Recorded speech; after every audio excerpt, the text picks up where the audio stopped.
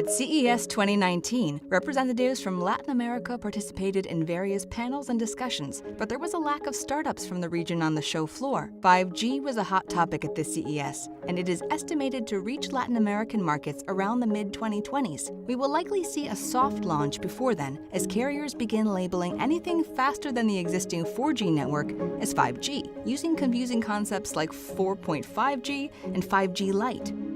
Another big trend coming out of CES this year is the prevalence of AI assistants.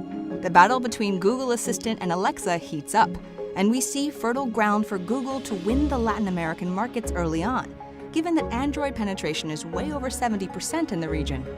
As a result, Latin American consumers are enjoying the benefits of the voice assistants first through their phones. Hopefully, this will lead to the adoption of voice-enabled hardware, which is more cost-intensive for the market. Many voice assistants will also need to bridge the language barrier if they wish to compete against Google Assistant. Overall, CES 2019 left us feeling good about the future, which will bring great things such as AI-powered smart home, advancements in digital health and elderly care, new technologies for education, and a lot of new entertainment options. Many of these innovations are dependent on 5G, and we foresee a lot of new possibilities in the Latin American region when the network infrastructure gets revamped.